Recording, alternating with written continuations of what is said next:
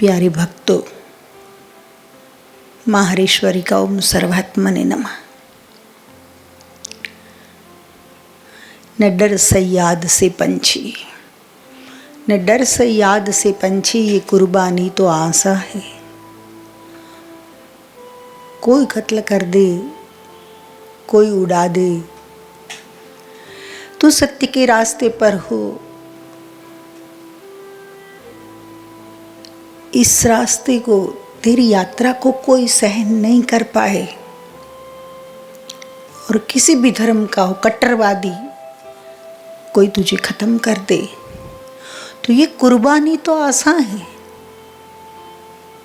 तो कोई कत्ल करता है, परंतु फना के फन में, फना हो जाने की कला में, यहाँ तो खुद के हाथों से खुद ही को फूंक डाला है।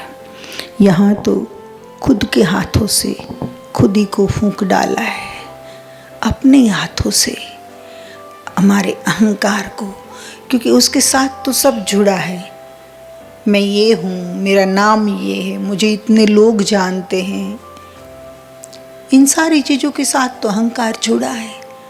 तो यहाँ तो अपने हाथों से, यहाँ तो अपने हाथों से खुद ही को फूंक डाला है। यहाँ तो अपने हाथों से, स्वयं के हाथों से खुद ही को फूंक डालने की कला है, फना का फन, जिसे मैं कहती हूँ फना हो जाना। तेरे घर को, तेरे घर को बना मक्का मदीना, तूर का टीला। मैं कहती हूँ, मन मथुरा और तन वृंदावन। मन को मथुरा बना दे, तन को वृंदावन बना दे, कहाँ भागने की कहीं ज़रूरत है। तो तेरे घर को, तेरी हस्ती को तू ऐसे बना ले,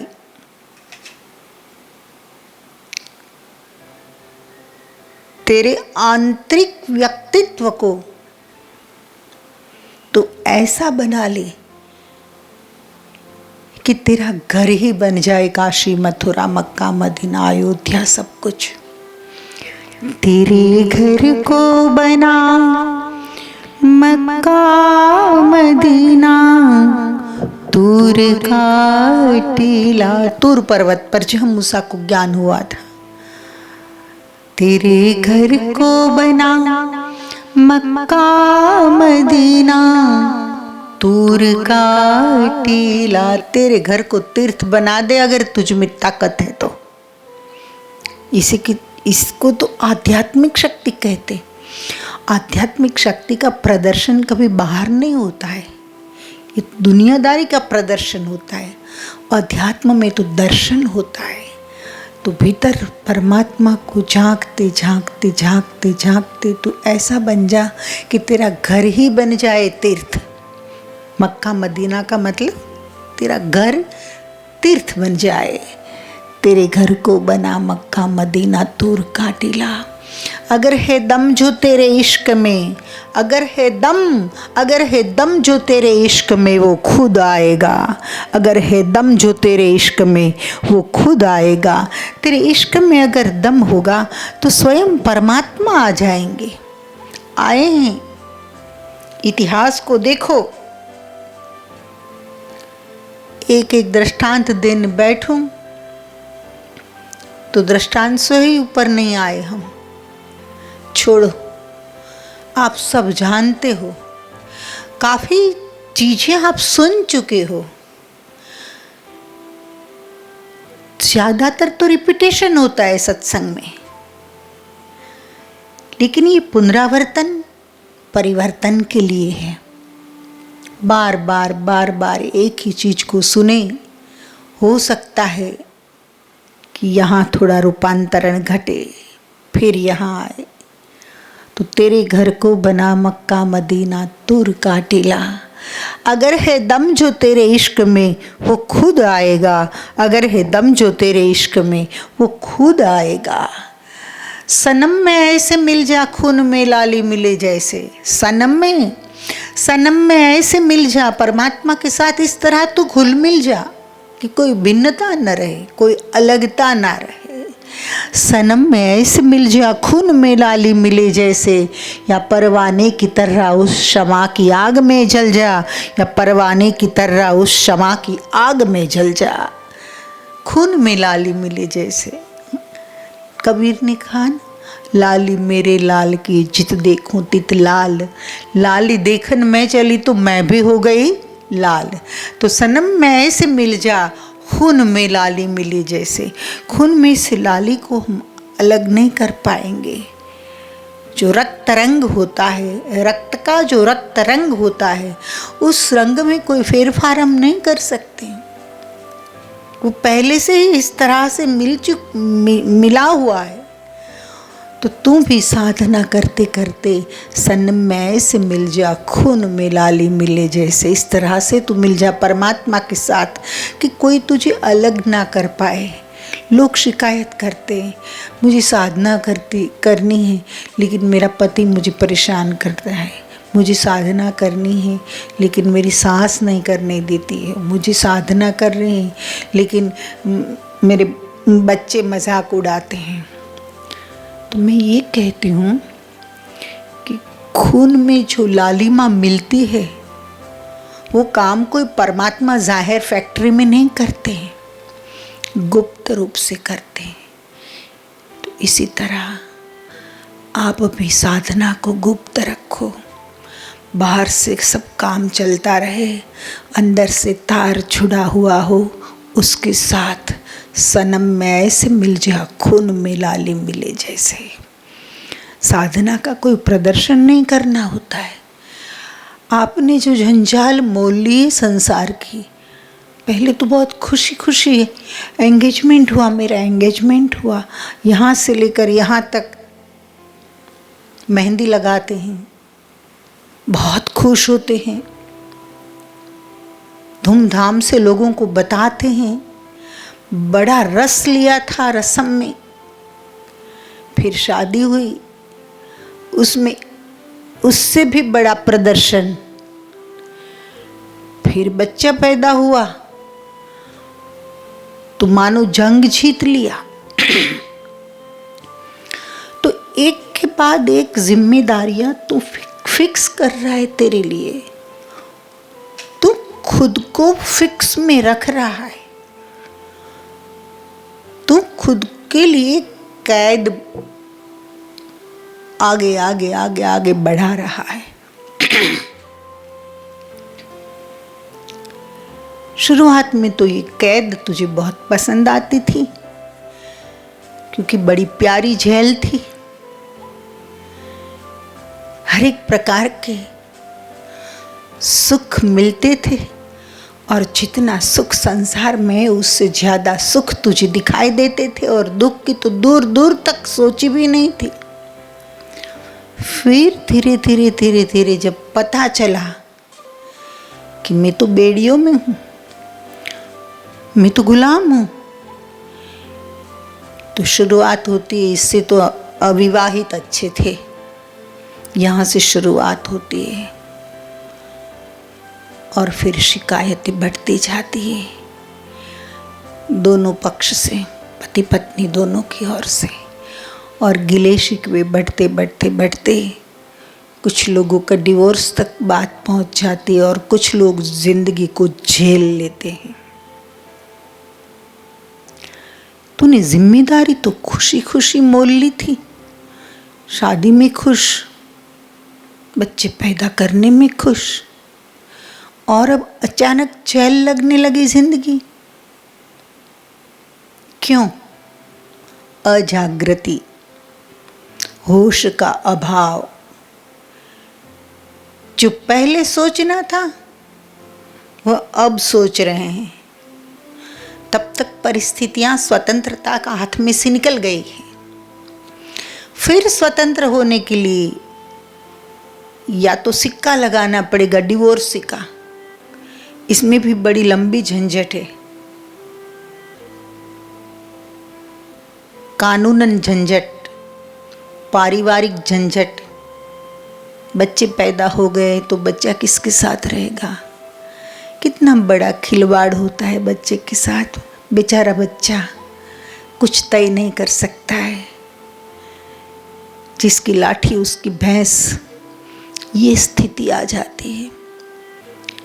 तो दोस्तों सोचो, आपकी सोच सूक्ष्म होनी चाहिए, आपकी सोच गहरी होनी चाहिए, आपकी सोच केवल वर्तमान के बारे में नहीं लेकिन समग्रतया पूर्ण होनी चाहिए। आपकी सोच कम से कम आपके लिए कल्याणकारी होनी चाहिए। अगर इतना सोचना सीख लिया तो बाकी की बर्बादियों से बच जाएंगे। हम बात ये कर रहे थे कि लोग प्रश्न लिख लिख कर, चिट्ठियां लिख लिख कर आधे अधूरे बाबाओं के पास पहुंच जाते हैं। झांक कर देखे तो उन बाबाओं का जीवन भी सुलझा हुआ नहीं है, वहां पहुंच जाते हैं। मैं तो कहूंगी कि जीवन का दूसरा नाम है दुख। भगवान बुद्ध ने कहा, 4 महासत्य बताए, उसमें से पहला सत्य जगत में दुख है, जगत में दुख है। दूसरा सत्य दुख का कारण है, बिना कारण कार्य संभव ही नहीं होता है, तो जगत में दुख है, दुख का कारण है। तीसरा सत्य दुख का उपाय है, दुख का उपाय है। और चौथा सत्य दुख मुक्त स्थिति है, कि आरंभ है दुख है। जीवन का दूसरा नाम ही दुख।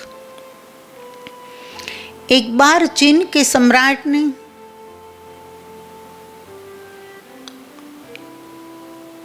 एक संत को पूछा कि मेरे पास सब कुछ है,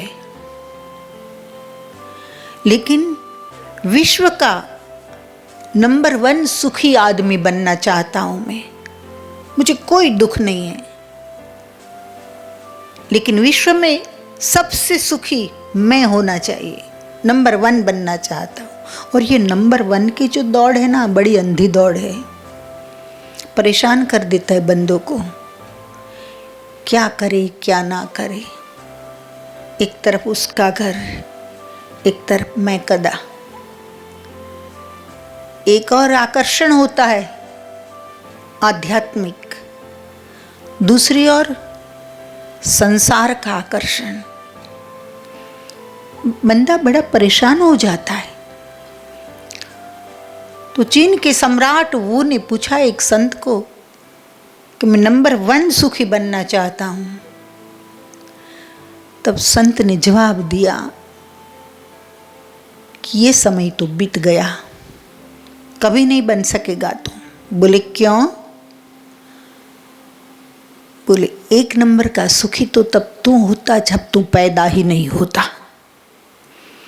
जब पैदा हो गया तो अब तो दुख में आ गया, और कोई दुख नहीं तो कम से कम जरा, वृद्धावस्था, मृत्यु, वृद्धावस्था की पीड़ाएं, ये सब तुझे भुगतना पड़ेगा। हाँ, अगर पैदा ही हम नहीं होते तो ये सौभाग्य हमारे हाथ में रहता कि सबसे सुखी पैदा ही नहीं हुए। लेकिन मनुष्य की वासनाओं ने उसको जन्म दे दिया है। इच्छा, कर्म, कर्म के फल, ये सारी फिलसूफी हमारे दर्शन शास्त्र, हमारे धर्म शास्त्र देते हैं,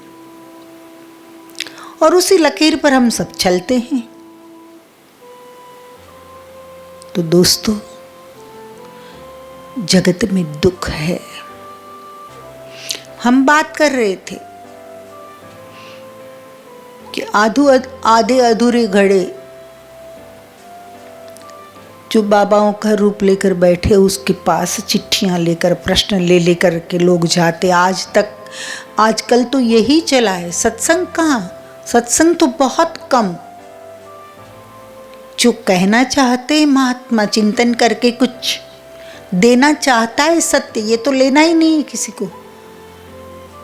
खुद ने जो पकड़ कर चीजें बैठे हैं, खुद वो बातें उसको कर रही हैं। उन लोगों के पास जो प्रश्न है, दुख है, उस दुख का इलाज चाहिए, बहुत जल्दी चाहिए, 2 मिनट में, 4 मिनट में, 5 मिनट में, एक सीटिंग में। अरे 40-50 साल तक तो तूने दुख इकट्ठा किया। जितने प्रयास किए वह बेहोशी में किए, अजागृति में किए। इसलिए तो दुखी हुआ। और अब तो किसी आश्रम में जाकर या किसी संत के पास जाकर तो चिट्ठी देता है कि मुझे ये तकलीफ है, मुझे इससे मुक्त कैसे होना है, आप बता दीजिए। बताने से होगा क्या? कोई भूखा हो और कहे मुझे रोटी बता दीजिए, तो रोटी बताएंगे तो क्या भूखे की भूख क्षुधा शांत हो जाएगी? इम्पॉसिबल। भोजन चाहिए, उसे खाना चाहिए रोटी को। इसी तरह अध्यात्म की बातें सुनकर कुछ नहीं होगा। इसे पीना है, आपको अंदर उतारनी है। रोम रोम में ये बातें उतर जानी चाहिए आपके। इससे आपका ही लाभ है कि अतीत का पुनरावर्तन आप नहीं करेंगे, पास्ट का रिपीटेशन आप नहीं करेंगे, तो कम से कम आगे के दुख से थोड़े बच जाओगे। इसकी भी कोई गारंटी नहीं है, लेकिन ऐसा कह सकते हैं कि नए चक्करों में तो मत पड़ो। दोस्तों,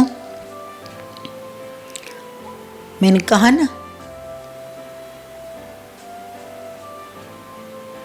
कि औरतें शिकायत करती हैं, पुरुष भी शिकायत करते हैं।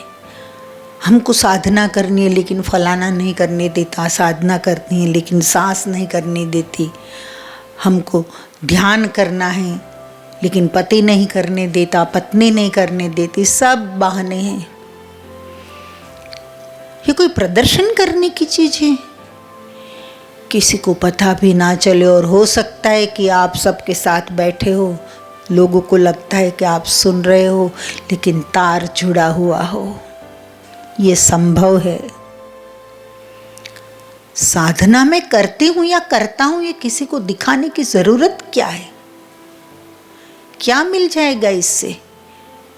इसमें भी अहंकार ही पुष्ट होता है कि 5 लोगों को पता चलना चाहिए कि भाई मैं ध्यान करता हूं, मैं साधना करता हूं, मैं माला फेरता हूं। यही ना? आपकी समझ बहुत कच्ची है अध्यात्म को लेकर। आज पक्की बना लो। सनम मैं ऐसे मिल जा, खून में लाली मिली जैसे। इस तरह से मिल जा तो परमात्मा के साथ, जैसे रक्त में लाल रंग मिल गया है और पता नहीं चला रक्त लाल ही क्यों, हरा नहीं, पीला नहीं, काला नहीं, लाल ही क्यों, किसी को पता नहीं। क्योंकि परमात्मा ने गुप्त रूप से ये सब किया है। तो परमात्मा से कुछ तो सीखो। कम से कम साधना तो गुप्त रखना सीखो। परिवार सो गया और रात को आधा घंटे आपने ध्यान के लिए निकाल लिए, क्या पता किसी को आप सोए हो या ध्यान कर रहे हो। परिवार में सब लोग अपनी अपनी मस्ती में है, तब आप अपना चिंतन मनन चालू रखो। कौन रोक रहा है? लेकिन आप जानबूझकर संसार में पड़े, पाजेब पहनी, नथनियाँ पहनी, सिंदूर लगाया, मेहंदी लगाई, बहुत खुश थे, बहुत ढोल पीटा, ढिंढोरा पीट के आप धूमधाम से दुख में आए, संसार में आए। सब दुखी हैं ऐसा मैं नहीं कह पाऊंगी, 2-5 सुखी भी हो सकते, लेकिन सुखी लोगों की मात्रा बहुत कम है, ये बात पक्की है। फिर कहते बच्चा परेशान करता है, जो बहुत पहले सोचना था कि परेशानी बच्चे ने खड़ी नहीं की, आपकी खड़ी हुई है, आपने खड़ी की है। वो तो करेगा, बच्चा है, उसे समझ नहीं है। और आप भी अकल के कच्चे थे और ना समझे में बच्चा पैदा कर लिए, तो बच्चा और मानसिक रूप से परिपक्व नहीं है, और कच्चा है। और पक्का होते होते तो कनिंग हो जाएगा, आपसे भी ज्यादा, क्योंकि रक्त तो आपका ही है, जिन्स तो आपका है। परेशानी और बढ़ेगी। दोस्तों सावधान, साधना करो तो ऐसे करो किसी को पता भी ना चले, सुमिरन करो तो ऐसे करो किसी को पता भी ना चले। इसलिए तो ईश्वर ने अलग अलग केंद्र दिए हैं शरीर में। एक केंद्र से सांसारिक काम होता है, एक केंद्र से व्यापार का, व्यवसाय का, संतुलन का काम होता है, एक केंद्र से पाचन आदि का काम होता है, एक केंद्र से प्रेम का कार्य होता है, सहजता से होता है। कार्य नहीं कह सकते हैं उसे, बोलचाल की भाषा में ठीक है। एक केंद्र से प्रेम होता है, और ये प्रेम का परिशुद्ध स्वरूप है भक्ति। सनम में ऐसे मिल जा, खून में लाली मिले जैसे। सनम में ऐसे मिल जा, खून में लाली मिले जैसे। तो मूल आज कहने का भावार्थ मेरा ये है कि साधना को पब्लिसिटी में मत लाइए, प्रोपेगेंडा मत कीजिए इसका। जब तक आप अपनी साधना, आराधना, पूजा पाठ इसका प्रचार करते रहेंगे, तब तक समझना ये सब अधूरा है। अपना साधना के लिए अपना समय बचा लो, भीतर से तार जोड़ दो, बाहर का नाटक सब चलने दो। बाहर जो नौटंकी चल रही है उसके लिए साक्षी बन जाओ, क्योंकि साक्षी कर्म मनुष्य को बांध नहीं सकता। दृष्टा बन जाओ और भीतर से ऐसे मिलते जाओ परमात्मा के साथ, ऐसे घुल मिल जाओ कि खून में जैसे लाली घुल मिल गई। उसे अलग करने का कोई उपाय नहीं, उसमें बाधा डालने का कोई उपाय नहीं। वैसे ही आपकी साधना में कोई विघ्न करे ऐसा मौका ही नहीं मिला, ऐसा उपाय ही नहीं। गुप्त रखो साधना को। तो गुरुओं के पास चिट्ठी लेकर जाना बंद हो जाएगा, गुरुओं को भी थोड़ी शांति हो जाएगी, क्योंकि ये भी बेचारे यहाँ से कसते हैं। ऐसे अटपटे प्रश्न आते हैं कि उन लोगों को घुमा फिरा कर बिठाना पड़ता है जवाब। क्यों करते हो ऐसा? ये सब ना समझिए, उन सारी बातों से बाहर आ जाओ। सनम में ऐसे मिल जा, खून में लाली मिले जैसे। अथवा तो या परवाने की तरह उस क्षमा की आग में जल जा, या परवाने की तरह उस क्षमा की आग में जल जा, या परवाना बन जा, जल जा, खत्म हो जा, उस क्षमा की आग में जल जा। भक्त नरसिंह मेहता एक हाथ में मशाल पकड़ी थी, मैंने सुना है रासलीला देख रहे थे, भगवान ने उसकी भावना पूरी करने के लिए रासलीला रचाई, तो हाथ में मशाल पकड़े हुए खड़े थे और मशाल की आग पता नहीं धीरे धीरे धीरे धीरे धीरे ये हाथ तक पहुंच गई। हाथ जल रहा है लेकिन खुद देखने में मस्त है प्रभु की लीला। या परवाने की तरह उस क्षमा की आग में जल जा, या परवाने की तरह उस क्षमा की आग में जल जा। महाराज मयूरध्वज ने आधा शरीर काट कर दे दिया, भगवान ने मांगा तो आधा शरीर दे दिया। शेठ सगाल शाह ने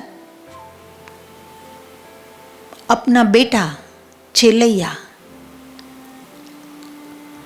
उसको समर्पित कर दिया, भगवान के लिए समर्पित कर दिया। या परवाने की तरह उस क्षमा की आग में जल जा। मीरा जलती रही हमेशा श्री कृष्ण के नाम के साथ, उस क्षमा पर परवाना बन के। तो दोस्तों आगे बढ़ते, किसी पाजेब की झंकार बन के नाचना सीख ले, किसी पाजेब की झंकार बन के नाचना सीख ले। या मीरा जैसी कोई भक्त की पाजेब की झंकार बनकर तू नाचना सीख ले,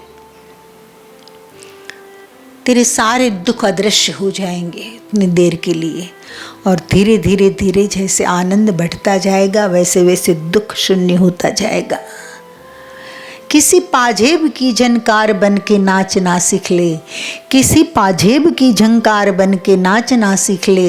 या अपनी सूली को ढोकर, या अपनी सूली को ढोकर ज़रा हंसकर दिखा दे तू, या अपनी सूली को ढोकर ज़रा हंसकर दिखा दे तू। या तो मीरा जैसी किसी पाजेब की झंकार बनकर तू नाचना सीख ले, फिर भले दुनिया दीवाना कहे, कहीं चिट्ठी लेकर नहीं जाओ, प्रश्न लेकर नहीं जाओ, दुनिया कहे उसे कह, जो कहे उसे कहने दो, फिक्र मत करो, आप अपनी मस्ती में रहो। फिर फूंक जाए तो फूंक जाए संसार, निर्णय पर तो आना ही पड़ेगा अगर सुखी होना है तो।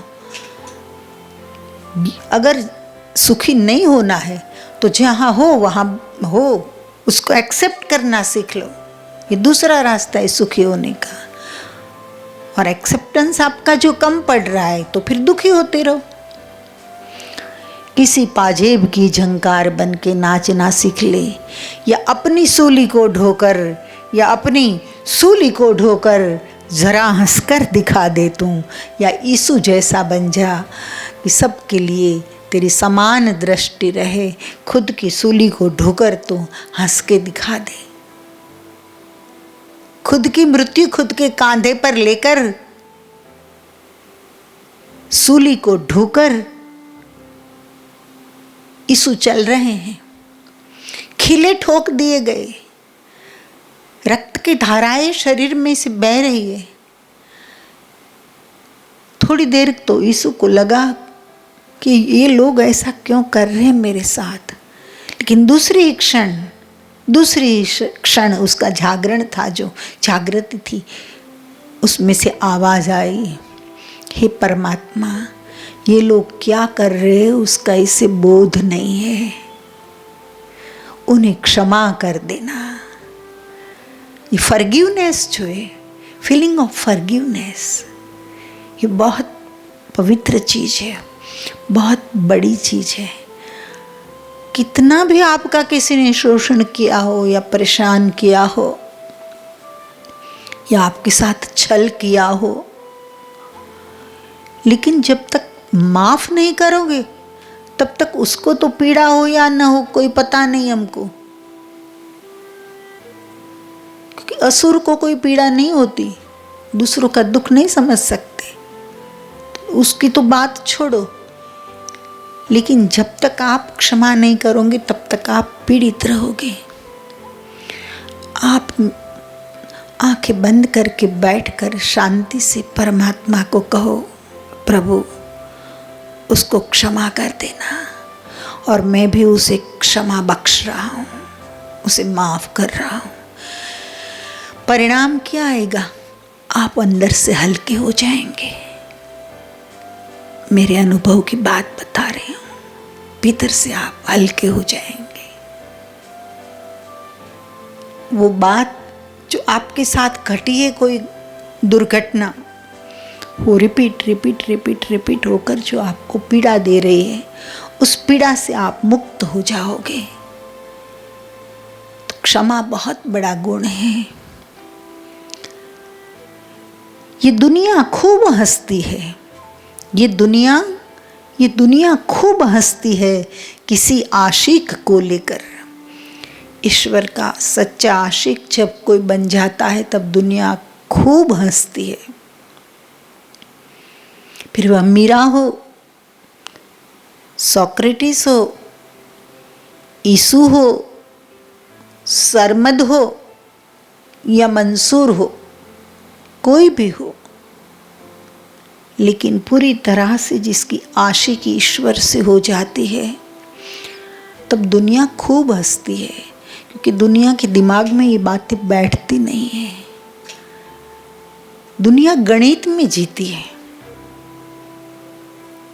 1+1 की बात वहां होती है, और फना की कला में तो मर मिटना है, खत्म होना है। गणित याद कौन रखेगा? कैलकुलेटर लेने वाला ही नहीं बचा हाथ में, तो हिसाब किस बात का? हिसाब किताब लगाएगा कौन? तो सावधान। फिर से एक बार ध्यान से सुनना। ये दुनिया खूब हंसती है किसी आशिक को लेकर। धर्म की बहुत सी किताब, धर्म की बहुत सी किताब ऐसे ही तो बनती है। धर्म की बहुत सी किताब ऐसे ही तो बनते हैं। मैं आपसे कहती हूँ, एक भी धर्म किताब ऐसी ला दो कि जिसमें प्रेम कहानी न हो भक्तों की। एक किताब ला कर दे दो धर्म की। रामायण में भी भक्तों की प्रेम कहानी है, कहीं शबरी है, कहीं जटायु है, कहीं अहल्या है। शिव पुराण में तो स्वयं शिव वेश्या की परीक्षा लेने उसके घर गए हैं। ये बात अभी नहीं करनी मुझे, ऐसी तो अनेक घटनाएं हैं। भागवत तो प्रेम ही प्रेम है, प्रेम से सराबोर है भागवत की कथा। तो ये दुनिया खूब हंसती है, दुनिया तो बहुत हंसेगी। ये दुनिया खूब हंसती है किसी आशिक को लेकर। परमात्मा को जो समर्पित हो गया हो, ऐसे आशिक को लेकर दुनिया तो बहुत हंसती है कि साला पागल है, ढोंगी है। क्योंकि खुद ढोंग करते ना, इसलिए उसे सत्य में भी ढोंग दिखाई देता है। दृष्टि उसकी ऐसी हो गई है, दूषित दृष्टि है, कलुषित हृदय है, दुष्ट विचार है। और इसी माहौल में से हमको आत्म सुख ढूंढ लेना है, और इसलिए अंतर्मुखी बनना पड़ेगा। साधना को गुप्त रखनी पड़ेगी, मौन में उतरना पड़ेगा। थोड़ा डिस्टेंस किसी को पता भी न चले ऐसे बना लेना होता है। अपना माहौल क्रिएट करना होगा। ये दुनिया खूब हंसती है किसी आशिक को लेकर। धर्म की बहुत सी किताब ऐसे ही तो बनती है, धर्म की बहुत सी किताब ऐसे ही तो बनते हैं। फिर रहेगा खौफ ना फरियाद ना मजहब का बंटवारा। एक ऐसी अवस्था में जब आप पहुंच जाएंगे तब फिर खौफ नहीं रहेगा, कोई डर नहीं रहेगा। रहेगा खौफ ना फरियाद, कोई फरियाद नहीं रहेगी। रहेगा खौफ ना फरियाद ना मजहब का बंटवारा। जब बंदा पहुंच जाएगा ना, खून में लाली मिली होती है, ऐसे जब सनम के साथ, परमात्मा के साथ वो मिल जाएगा, फिर धर्म का बंटवारा नहीं रहेगा। फिर वहाँ मिट जाएगा कि तू हिंदू है, मैं मुस्लिम हूँ, तू क्रिश्चियन है, ये है, वो है, यहूदी है, सब खत्म, सब खत्म। और अगर ऐसा हो जाए तो दुनिया कितनी सुंदर हो जाए। पृथ्वी पर 5000 से ज़्यादा युद्ध हुआ है आज तक, 5000 से ज़्यादा युद्ध, और उसमें सबसे ज़्यादा युद्ध धर्म के नाम पर हुआ है। नाम हम देते हैं मजहब, दीन, धर्म, और धर्म के नाम पर इतना रक्तपात, इतना रक्त बहे। ये पागलपन नहीं है तो क्या है? ये धर्म का पागलपन ही है। दोस्तों, बात कटु है, थोड़ी कड़वी है, लेकिन ज़रूर सोचना, एक बार शांति से बैठकर सोचना। हिंदू, मुस्लिम, सिख, ईसाई ये तो बनाए जाते हैं, लेकिन इंसान सीधा ऊपर से आता है। ईश्वर ने हमको इंसान बनाया है, सबसे पहले इंसान, बाद में सब कुछ है। अच्छे इंसान बन जाओ, सारी लड़ाइयाँ खत्म हो जाएगी। एक बार सोचो तो सही। विषय सोचने जैसा है, समझने जैसा है। रहेगा खौफ ना फरियाद, रहेगा खौफ ना फरियाद, ना मज़हब का बंटवारा, रहेगा खौफ ना फरियाद, ना मज़हब का बंटवारा। उठेगी रोशनी हर दिल में जब परवरदिगार की, उठेगी रोशनी हर दिल में जब परवरदिगार की। परवरदिगार जो है पूरे जगत का पालन पोषण करने वाला करुणा निधान है, उसकी रोशनी जब हर दिल में उठेगी ना, तब धर्म का बंटवारा मिट जाएगा, खौफ मिट जाएगा। हर आदमी आज डरा डरा जीता है, हर आदमी। दो कंट्री के बीच में युद्ध चल रहा है, पता नहीं कब विश्व युद्ध छिड़ जाए। युद्ध तो नहीं हो जाएगा, युद्ध हो गया तो क्या करेंगे, हमारा क्या होगा पता नहीं। डर रहा है आदमी।